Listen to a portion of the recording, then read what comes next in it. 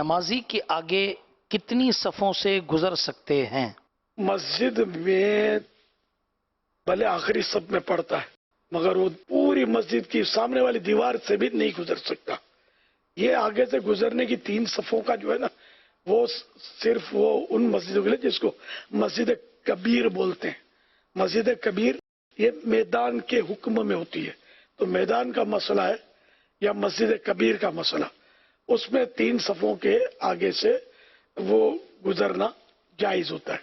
جیسے کہ اب مسجد نبوی شریف، مسجد الحرام یہ مسجد کبیر میں شمار کی جاتی ہے. اب کافی ان کی توسیع ہو گئی ہے بہت، یعنی کہ اس میں اضافہ ہو گیا ہے. اور مسجدیں ایسی ہوتی نہیں ہیں اتنی بڑی.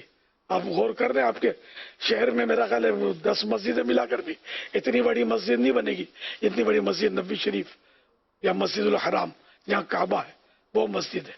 یہ بڑی مسجد کے لیے، میدان کے لیے وہ ہے 3 صفوں کے بعد گزرنے کا، ویسے نہیں گزر سکتا دوسری مسجدوں میں. صلو علی الحبیب صلی اللہ علی محمد.